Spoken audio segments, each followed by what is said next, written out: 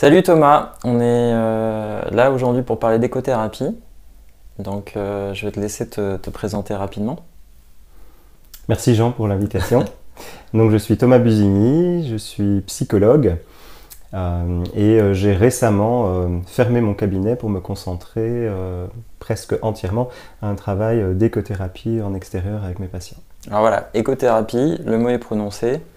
On est sur quelque chose qui n'est pas très connu du grand public, qui est assez nouveau en termes d'accompagnement. Donc est-ce que tu pourrais nous expliquer qu'est-ce que l'écothérapie ?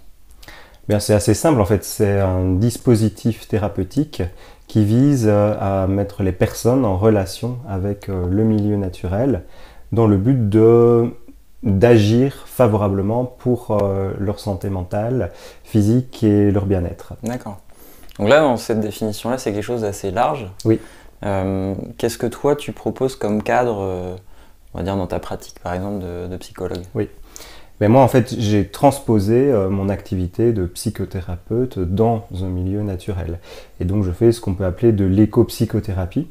Donc, en fait, j'ai les mêmes dispositifs que ce que je pouvais travailler en cabinet, mais je les travaille en extérieur avec cette chance de pouvoir disposer d'un co-thérapeute qui est la nature et tous les éléments qu'elle offre dans nos séances. Donc en fait, vous additionnez vos talents, quelque part, toi, tes talents d'expert, de psychologue, et la nature à travers aussi des qualités qui lui sont propres.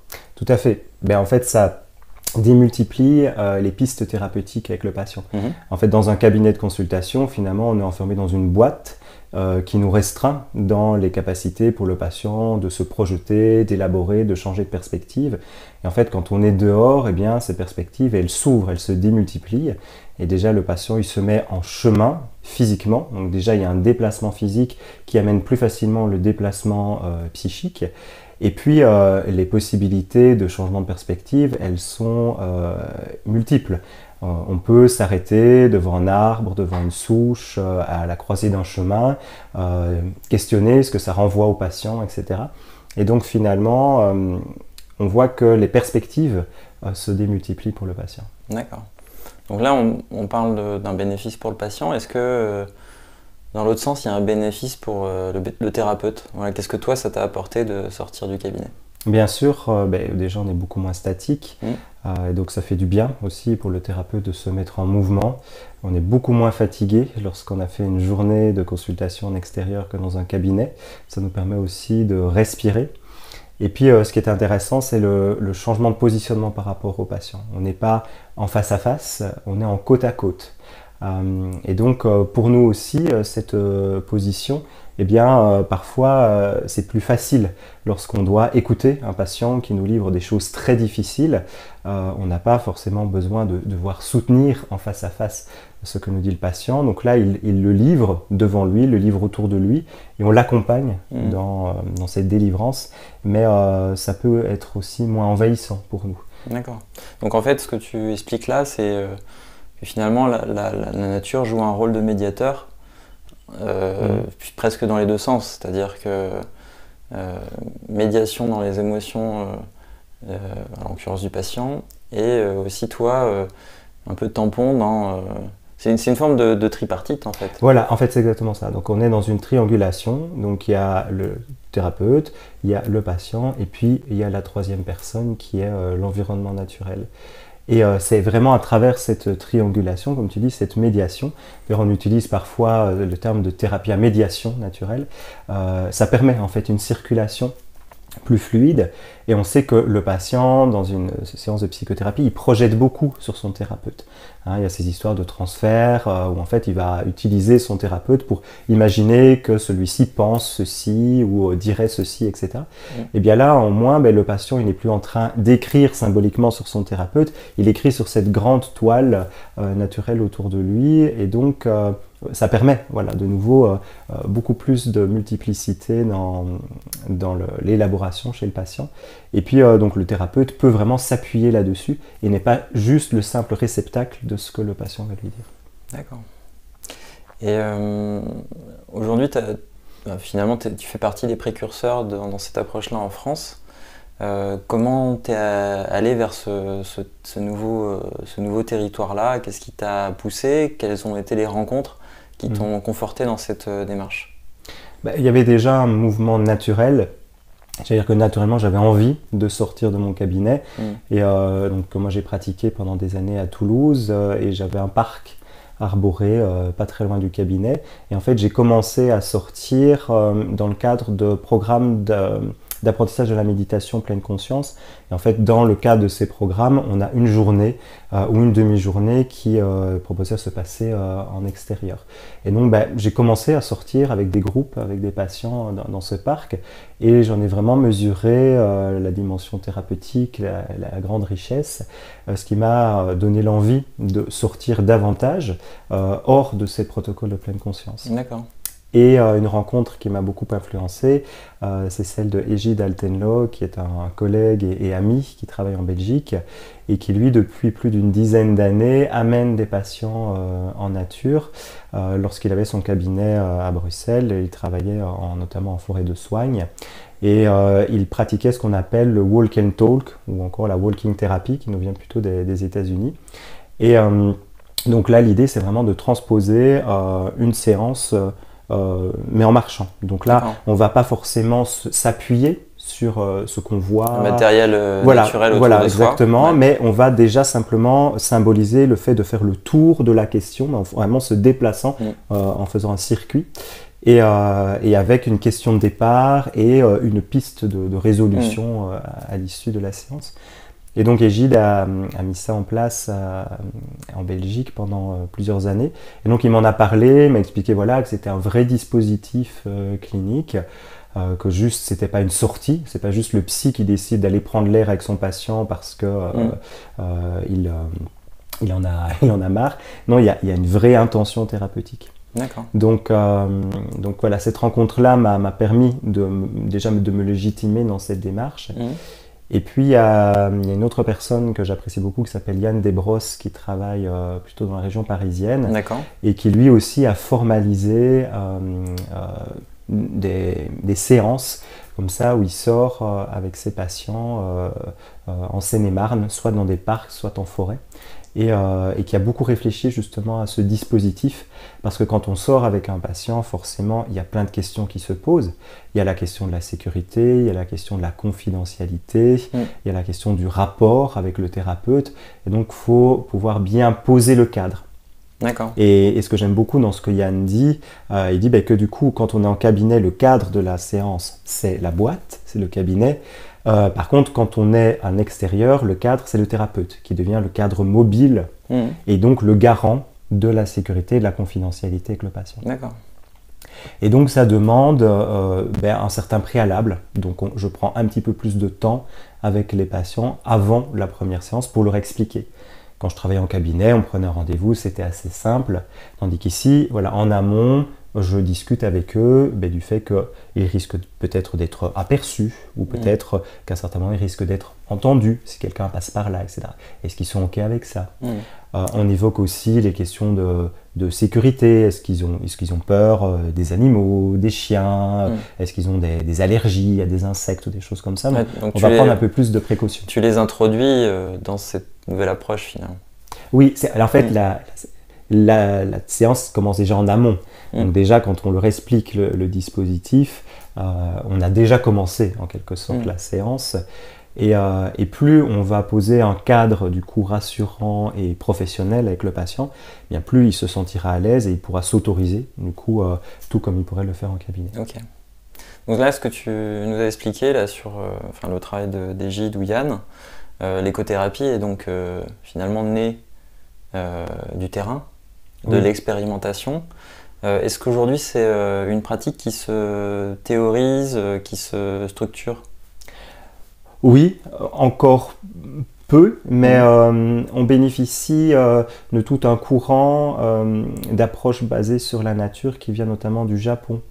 Donc les Japonais pratiquent en fait ce qu'on appelle les bains de forêt depuis très longtemps. Et des scientifiques, des médecins japonais se sont intéressés justement sur les bienfaits de ces approches. Et donc un certain nombre d'études scientifiques commencent à sortir sur quels sont les bienfaits psychologiques, quels sont les bienfaits physiologiques de travailler en extérieur. Et donc on commence à gagner une certaine légitimité. Donc dans ce principe de pouvoir amener le patient en extérieur et dans le fait que ça va démultiplier finalement les effets thérapeutiques. Par contre, on connaît encore peu de protocoles sur vraiment une psychothérapie en nature. Est-ce qu'il y a un certain nombre de séances qu'il faudrait suivre, etc. Là, il y a encore peu de littérature. Mon intuition à moi, c'est que ce sont des thérapies qui sont plus courtes. C'est-à-dire qu'on va vraiment partir d'une question et on va mettre au travail cette question en se basant justement sur ce que l'environnement naturel peut renvoyer aux patients. Donc moi j'ai l'intuition qu'on va avoir des thérapies plus brèves que ce qu'on pourrait avoir en cabinet avec des thérapies narratives qui vont s'étaler pendant des années parce que le patient va avoir beaucoup besoin de temps pour élaborer, pour symboliser, puis pour sortir finalement de sa narration habituelle. Quand on va dehors, forcément la narration, elle se modifie très vite parce que tout change pour le patient et donc il va être amené finalement à se décaler beaucoup plus facilement de sa problématique et donc à trouver des éléments de résolution, des éléments d'élaboration plus facilement. D'accord. Et est-ce que tu te vois aujourd'hui revenir dans ton cabinet, reprendre tes meubles, ton bureau, ta posture de face à face, ou est-ce que c'est définitivement pour toi du passé? Alors, je dirais pas que c'est définitivement du passé. Je pense que c'est important aussi de rester flexible. Je ne jette pas à la poubelle mon ancien dispositif dont j'ai vraiment pu percevoir toute la richesse et toute la pertinence.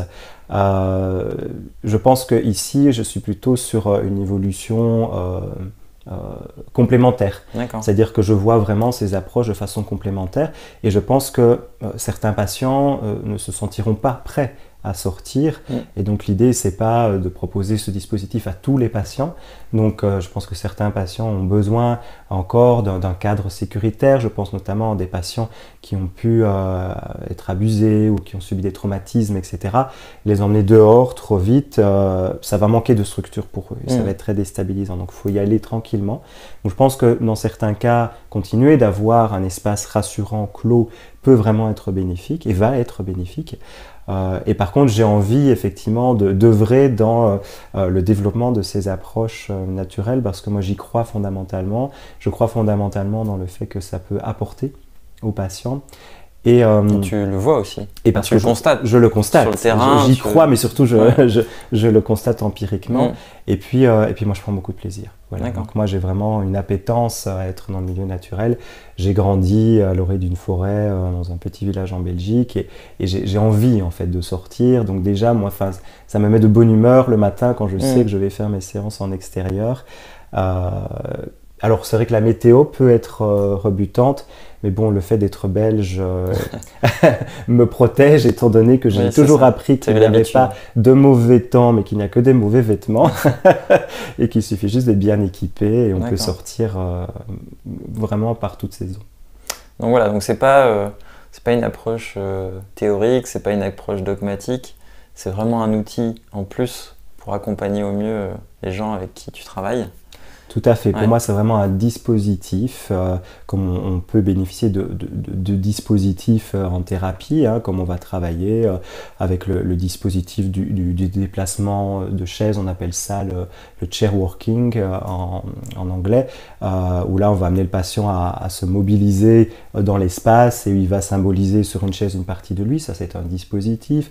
On peut avoir des dispositifs créatifs, on peut avoir des dispositifs où on va schématiser des choses avec le patient, où on va dessiner des génogrammes, etc. Donc, ce sont des dispositifs thérapeutiques. Donc, pour moi, ici, c'est un dispositif thérapeutique qui vient compléter la panoplie du thérapeute en lui offrant une jolie panoplie de perspectives nouvelles. Ok. Et dernière question, est-ce que la pratique de l'écothérapie est réservée aux psychologues ou est-ce que c'est un outil qui peut s'envisager pour d'autres professions? Oui, c'est une bonne question. À partir du moment où c'est un dispositif et non pas thérapie réservée à une corporation, différentes professions peuvent pratiquer du coup des approches écothérapeutiques. Donc je pense notamment aux naturopathes, aux ergothérapeutes. Moi j'ai accompagné des kinésithérapeutes, des éducateurs de jeunes enfants, des enseignants. Donc en fait, ce qu'on appelle l'écothérapie, mais ce qu'on pourrait peut-être effectivement appeler plutôt les approches à médiation naturelle, en fait, ne sont pas du tout réservées à une profession. Mais on voit qu'il y a du coup bien des médecins, différents types de thérapeutes, il y a aussi des urbanistes qui peuvent s'intéresser à ces approches. Donc, à partir du moment où on touche la matière humaine, les relations, le social, les émotions, comme tu dis, la médiation naturelle, le médiateur qui est représenté par la nature, ça fait sa place. Tout à fait, mais on va le travailler différemment. Donc moi je fais vraiment de l'éco-psychothérapie parce que c'est la psychothérapie qui est mon socle. Mais après, quelqu'un qui va travailler en orthithérapie parce que il vient du domaine plutôt du maraîchage ou de l'agriculture, etc. Mais va accompagner des patients, ça se fait depuis très longtemps. Hein, en psychiatrie, le fait de faire jardiner des patients dans des jardins thérapeutiques, ça se fait depuis très longtemps. Et donc là, on peut avoir des personnes qui viennent avec une autre casquette. Et j'ai des collègues en Belgique qui font un très chouette travail dans une ferme où il y a des intervenants comme ça qui ont des casquettes très différentes et qui permettent à des personnes de sortir de la psychiatrie simplement en jardinant. Donc là, ça fait aussi partie de ce grand panier des écothérapies, mais du coup, on ne va pas du tout travailler de la même manière que moi quand je vais sortir avec un de mes patients dans ce dispositif plutôt de thérapie émotionnelle, de thérapie de questionnement intérieur, etc. Ok. Bon, c'est très clair. Je crois qu'on a fait déjà un premier tour assez complet de ce sujet de l'écothérapie. On aura l'occasion d'aborder d'autres aspects. Merci et à bientôt. Merci Jean, merci beaucoup.